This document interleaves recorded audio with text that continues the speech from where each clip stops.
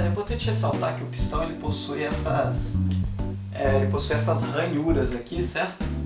Que nós vamos ver agora que elas têm um nomezinho técnico. Galera, isso aqui chama-se canaletas. Canaletas. Essas canaletas, elas são responsáveis por quê? Elas são responsáveis por abrigar os anéis de segmento. Vamos saber o que são os anéis de segmento. Cara, se a gente pegar aqui e der um zoom nessa parte aqui, ó, vou pegar essa parte aqui e vou dar um zoom. A gente vai ter o seguinte aqui, ó, que é a superfície do pistão. Ele possui essas canaletas aqui, que são ranhuras. E o que tem nessas ranhuras? Anéis de segmento. O anel de segmento ele vai se encaixar aqui, certo? Ele vai se encaixar e vai vir por toda essa superfície aqui, ó. Os anéis de segmentos vão se conectar nas canaletas. E os anéis de segmento podem ser de dois tipos. Eles podem ser anéis de compressão e anéis de lubrificação. Os anéis de compressão são os que ficam na parte de cima. Esses aqui são os anéis de compressão, beleza? Compressão. Eles ficam aqui na parte de cima da cabeça do pistão. Eles são responsáveis por manter a compressão no cilindro, porque ele tem que ter o cilindro não, pelo peso do pistão. Porque o pistão, em relação ao cilindro, ele não pode ser do mesmo tamanho do cilindro. Por quê? Porque existe muita queima de combustível aqui, ou seja, exige muita liberação de calor, certo? E essa liberação de calor no material que é feito do cilindro, existe a dilatação térmica, certo? Se você não adiciona calor ao material e ele não se dilata, existe a dilatação térmica.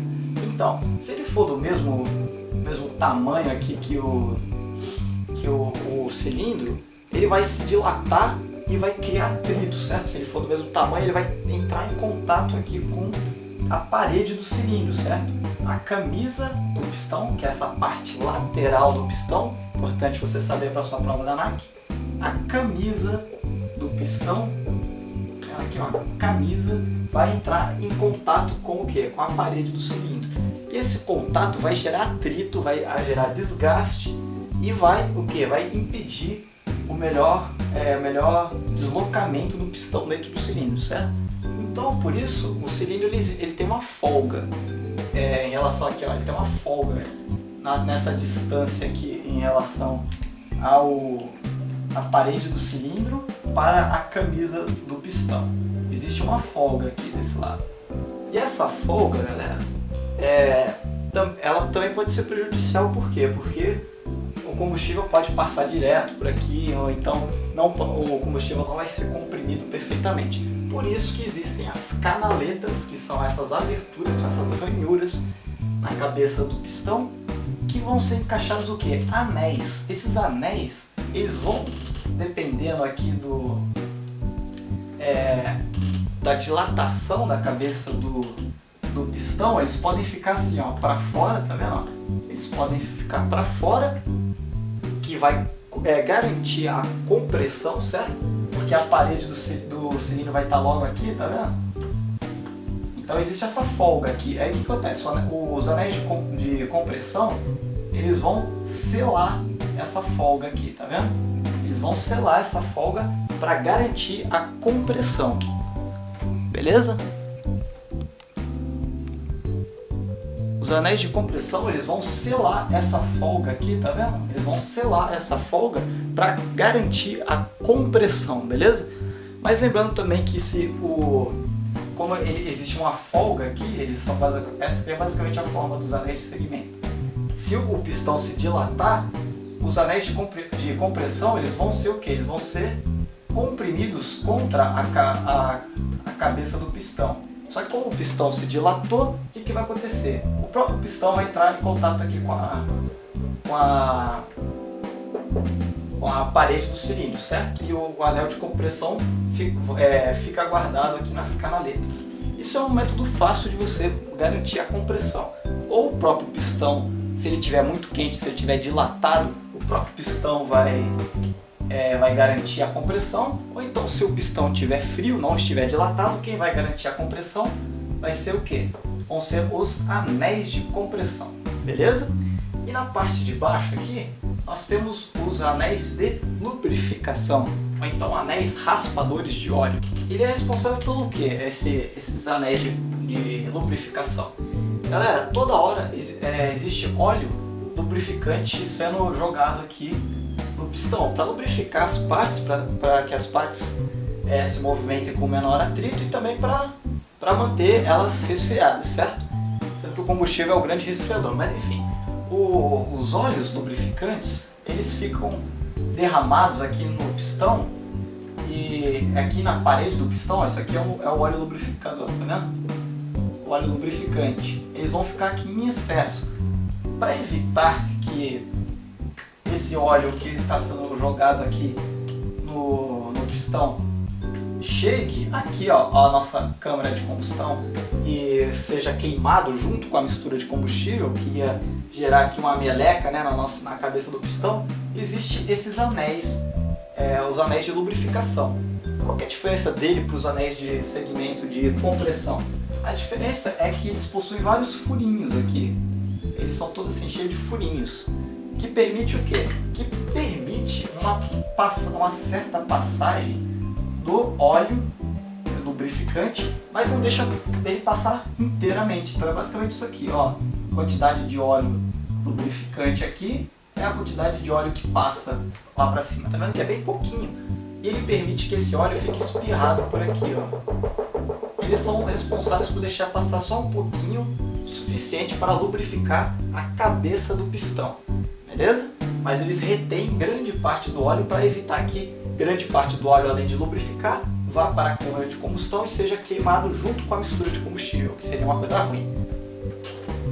Porque esse óleo não é propriamente feito, né, para ser queimado numa mistura, beleza? Eles também vão permitir que uma certa quantidade desse óleo lubrificante passe aqui para dentro do cilindro, para dentro do pistão e lubrifique as partes de dentro do pistão, que estão sujeitas a altas temperaturas, beleza? Galera, e para terminar a nossa videoaula 03 de conhecimentos técnicos, eu vou abordar um assunto muito tranquilo. Que assunto é esse? Galera, é muito simples. A gente estudou até agora praticamente o que? Os cilindros, certo? Os cilindros, os pistões e tal. Agora a gente tem que saber as aplicações dele nas aeronaves, certo? Galera, é uma coisa muito fácil pelo seguinte. Esse aqui no caso a gente fez o que? De um cilindro. A gente estudou como é que funciona um cilindro.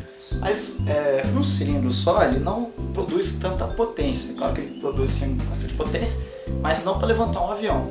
Aí quais são as opções que os engenheiros bolaram para aumentar a potência que esse motor a pistão pode gerar? Você pode pensar o seguinte: você pode aumentar o tamanho do cilindro, certo? Você aumenta o tamanho dele, você aumenta a quantidade de combustível queimado, a quantidade de energia transferida para o eixo de manivela, certo? Então, uma das alternativas para aumentar a potência de um motor desse é você aumentar o tamanho dele. Só que pensando bem, cara, se você pensar bem para a aviação, não é muito legal você criar um motor gigante. Por quê? Porque a gente vai perder em leveza. Lembra o conceito de leveza? Que é o que? Massa por potência, certo? Lembra que a gente estudou isso na última aula?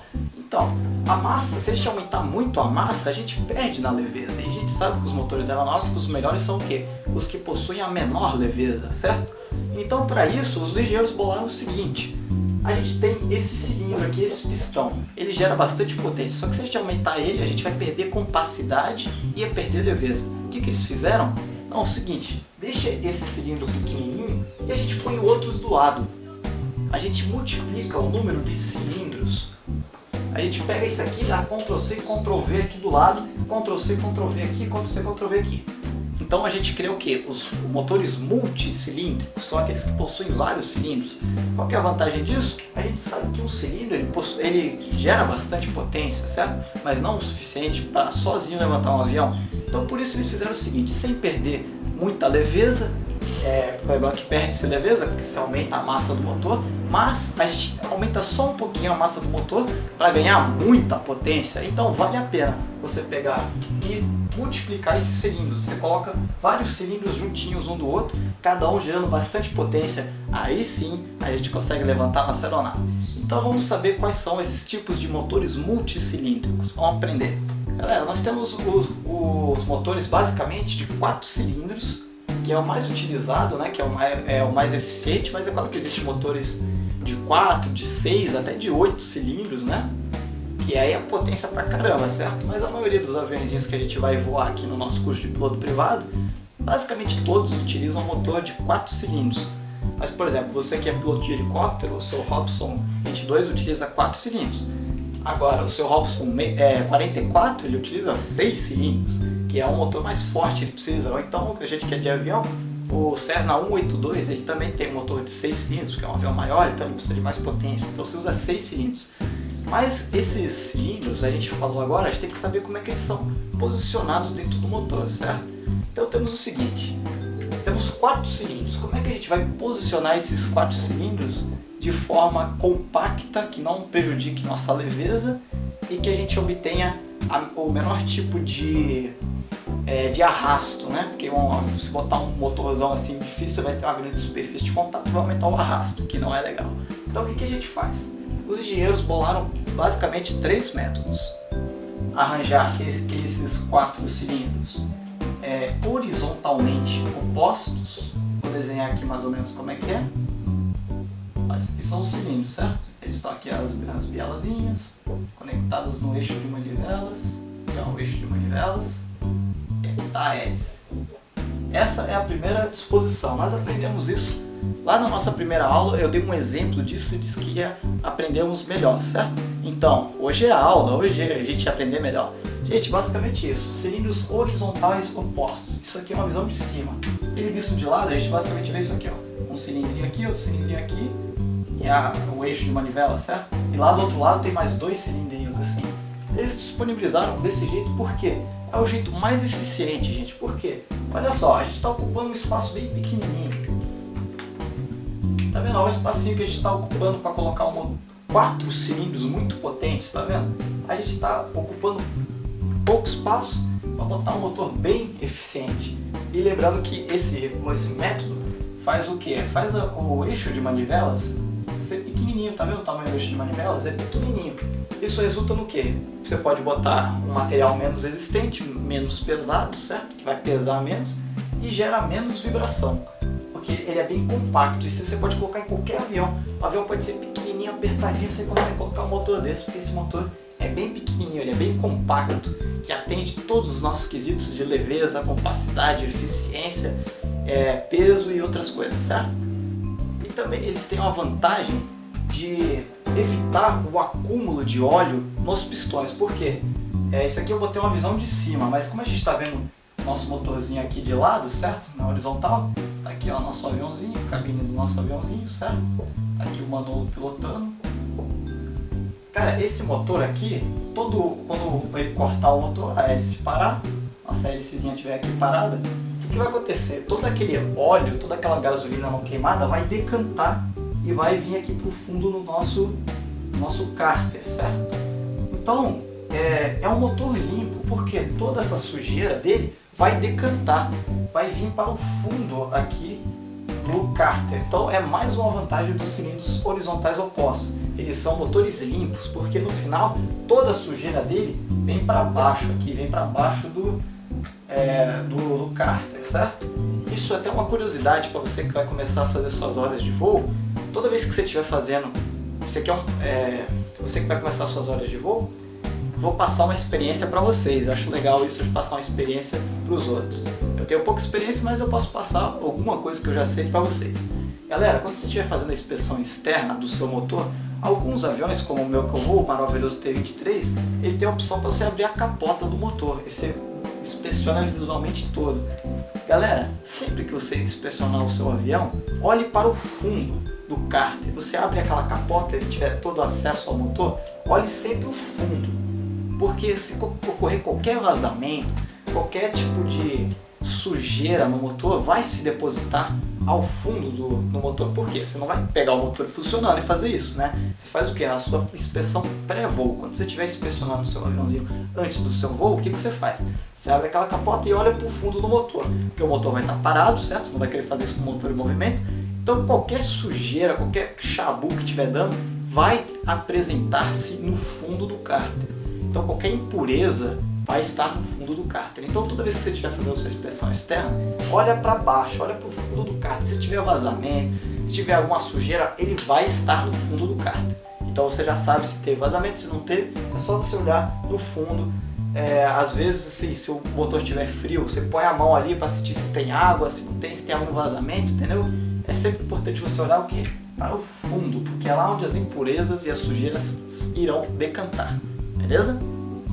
Então essa é mais uma vantagem do motor horizontal, cilindros horizontais opostos, porque ele é um motor limpo. Vamos ver outro tipo de disposição de cilindros. Galera, o segundo tipo de disposição dos cilindros é esse aqui, ó, disposição dos cilindros em linha. Galera, esse tipo aqui de disposição quase não é usado na aviação. Aí você vai perguntar por quê? Mas também são 4 cilindros, não sei o que. Beleza, ele tem umas vantagens e desvantagens, mas no final o pessoal viu que as desvantagens são maiores que as vantagens. Vamos explicar por quê. Galera, esse tipo de disposição aqui, se a gente for ver de frente, é basicamente isso aqui, ó, fuselagem do avião, aí tá aqui o buraquinho de entrada de ar, certo? Os pistões estão dispostos assim, isso aqui lembra que é visto de frente, e aqui vai estar a hélice. É uma disposição, como eles estão em linha, eles estão alinhadinhos assim, tem um aqui, depois tem outro aqui, outro aqui, outro aqui, eles estão dispostos em linha. Acontece isso aqui, ó, é uma área frontal muito pequena. Aí você vai falar, mas isso é uma coisa boa, certo? É uma área frontal pequena, tem pouco arrasto. Tá certo, o problema é o seguinte, existem muitos poucos aviões que tem uma fuselagem tão pequenininha desse jeito, que aguente uma disposição dos cilindros em linha. Tem que ser um avião muito pequenininho, muito apertado, porque a maioria dos motores horizontais opostos, a parte da frente é assim, você já deve ter visto. Entradinha de ar aqui, entradinha de ar aqui, onde estão os cilindros, aqui está o spinner, aqui está a hélice, certo? E aqui está a fuselagem do avião, as asas, o caudinho lá atrás. Isso aqui é basicamente como é que é o horizontal oposto. Você vê que ele tem uma entrada de ar não tão grande, não é grande, mas também não é tão pequena, mas acomoda perfeitamente a fuselagem do avião. E também, né, ele é pequenininho. Então você vê que o horizontal oposto é melhor do que o em linha. Por quê? Porque o em linha é muito pequeno e não existe uma fuselagem tão pequenininha. Até existe, mas são poucos aviões que têm uma fuselagem tão pequenininha quanto os horizontais em linha. Existe também outra desvantagem, galera, que é o seguinte: os motores dispostos em linha, eles possuem um eixo de manivelas aqui, tá vendo? O eixo de manivelas muito grande, tá vendo? Lembra que o horizontal oposto era assim, ó, que a gente fez? Eu falei pra você? É assim? Tá vendo como é que o eixo de manivelas é bem menorzinho do horizontais opostos? Esse eixo muito grande aqui tem alguns problemas. Ele vai sofrer muito mais esforços. Por quê? Porque o momento dele é maior. Lembra que o momento é força vezes distância? Então cada cilindro desse aqui, cada pistão vai fazer uma força no eixo de manivelas. Então se a distância é muito grande, tá vendo aqui a distância? Vou botar aqui, ó, Dzão. Aqui é o Dzinho. É uma distância menor, então a força envolvida nele é menor. Lembra que o momento é força vezes distância? Então, onde que tem mais força? Nesse aqui ou nesse aqui? Nesse aqui, porque a distância é maior, certo? Então esse eixo de manivelas sofre mais esforços. Por quê? Porque ele é maior e ele está sofrendo aqui nas extremidades, também no meio. Então isso ocasiona vibrações, porque ele é muito longo, certo? Então ele é meio desajeitado, assim, é muito grande, ele está girando. Essa parte aqui pode girar mais rápido que essa, então pode gerar vibrações, pode gerar ruídos, pode gerar até rachaduras, podem ocorrer o quê? Podem ocorrer avarias no eixo de manivelas por ele ser tão longo e estar sujeito a tantos esforços ao mesmo tempo. Então é mais um motivo para que o motor em linha, os cilindros em linha não sejam tão utilizados na aviação. É mais um motivo por ele ser desvantajoso, beleza? E galera, por último temos uma outra disposição, que é essa aqui, ó. A última disposição que nós temos é essa aqui, galera. É disposição em estrela ou então motor radial. O que que significa isso? Significa que eles são dispostos em estrela, num círculo assim. Aí vocês devem estar perguntando, mas isso aí então é um motor muito forte, né? Por número de cilindros que eu estou vendo aqui, 6 cilindros dispostos em estrela, motor radial. Galera, esse motor é muito forte, porque realmente a gente tem vários cilindros gerando potência, certo? Então é um motor fortíssimo, isso é verdade. Essa é uma vantagem desse motor radial. Lembrando que o motor radial ele tem uma peculiaridade. Ele possui uma biela mestra. Tá vendo? Essa aqui é a biela mestra, tá vendo? Essa é a biela mestra e as outras bielas estão conectadas à biela mestra, mas aqui está conectada ao eixo de manivelas é a biela mestra, ela que transfere toda a energia dos cilindros para o eixo de manivelas é a biela mestra. As outras estão conectadas à biela mestra, mas só a biela mestra que está conectada ao eixo de manivelas. Beleza? As vantagens. Quais são as vantagens desse motor? Ele possui o que? Potência, muita potência, certo? Muita potência. Quais são as desvantagens? Ele tem uma área frontal muito grande, certo? Lembra que a gente estava falando que o motor em linha tem uma área frontal pequenininha? Uma coisa boa, só que precisa de uma fuselagem grande.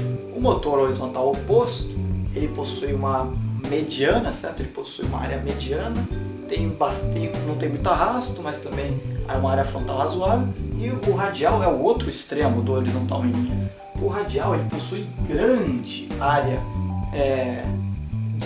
grande área de arrasto, certo? Então qual que é o ponto negativo dele? O arrasto. Ele produz muito arrasto, porque é uma área muito grande e você tem que ter uma fuselagem grande para acomodar esse motor radial. Então a desvantagem dele é que ele tem um arrasto grande. E lembrando que a disposição de motor radial é a mais eficiente para a gente acomodar o maior número de cilindros, ou seja, eu quero construir um motor. Eu quero que ele tenha 4 cilindros. Aí o ideal é botar horizontalmente oposto. Agora eu quero fazer um motor com 12 cilindros. Aí a melhor disposição que você vai encontrar eles vai ser no radial, porque ele essa formato em estrela dele é o que menos prejudica os termos de leveza e compacidade. Então é outro ponto positivo dele. Acomoda mais cilindros. Então você vê que ele tem os seus pontos positivos e os pontos negativos, certo? Só que como ele é muito grande, gera muita potência, hoje em dia ele está sendo substituído os motores radiais, quase não existem motores radiais hoje em dia, porque nós temos hoje o advento dos motores turbo-hélice, que basicamente geram a mesma potência que o motor radial produz, só que num espaço bem menorzinho, sem a presença de cilindros, certo? O motor turbo-hélice, eles possuem o jato, certo? Eles têm um motor a jato, motor a reação que vai girar a hélice, não pistão. Então eles são mais eficientes. Então hoje em dia os motores radiais estão sendo substituídos por motores turbo-hélice. Infelizmente, porque eu acho que o motor radial é uma coisa fantástica. Só lembrando que as outras bielas não estão conectadas, tá vendo? Elas não estão conectadas ao eixo de manivela, estão conectadas à biela mestra, isso é muito importante. Mas então é isso, pessoal. Hoje chegamos ao fim de mais uma videoaula. Hoje a nossa videoaula 03 de conhecimentos técnicos está encerrada. Eu agradeço demais a sua visualização, o seu like, o seu comentário, o seu e-mail. Eu agradeço muito mesmo. Lembre-se, se você ficou com dúvida, o que você faz? Você pega o seu vídeo e volta, certo? Não entendeu, você volta o seu vídeo, vê de novo. Se você ainda não continua entendendo, vê mais uma vez. Não continuou entendendo, manda um comentário, manda um e-mail, entre em contato conosco. Se você gostou do vídeo, dê um joinha, ajuda a compartilhar, dê um joinha, ajuda a divulgar o nosso trabalho, beleza? Essa é a única forma nossa de ajudar o maior número de pessoas é o quê? É aumentando a nossa divulgação, certo? É a única forma que nós temos de ajudar mais gente. Então, se você gostou, dá um curtir, compartilha no Facebook, compartilha com seus amigos. Se você conhece alguém que está com dúvida, passa o nosso canal para eles, que eles vão gostar. E se você não gostou do nosso vídeo, se for botar um joinha virado para baixo, é uma pena. Eu tentei fazer o melhor possível aqui para tentar agradar, mas se você botou um dislike, fala para mim por que você não gostou, que eu vou melhorar da próxima vez, ok? Fala aí, eu preciso do feedback de vocês, eu preciso que vocês falem o que acharam do vídeo para eu melhorar nas próximas videoaulas, beleza? Se vocês encontrarem algum erro, entrem em contato comigo na hora que eu refaço a parte que está errada e faço um novo upload do vídeo. Beleza? Mas então é isso, pessoal. Eu sou o Instrutor GT, você está ligado no núcleo de aprendizagem Ciência e Voo, a NAEV, seja qual for a hora do dia. Eu desejo um bom dia, uma boa tarde, uma boa noite, uma boa madrugada, seja qual for a hora do dia, a NAEV está com vocês. Não deixem de acessar essas duas últimas videoaulas, vou botar aqui do outro lado para vocês ficarem vendo na NAEV, beleza? Acesse essas duas últimas videoaulas aqui. Temos a aula de navegação e a aula de teoria de voo, são aulas fantásticas. Continue ligado com a gente para mais videoaulas. É isso, beleza, pessoal? Eu sou o Instrutor GT. Tchau, tchau e até a próxima. Valeu!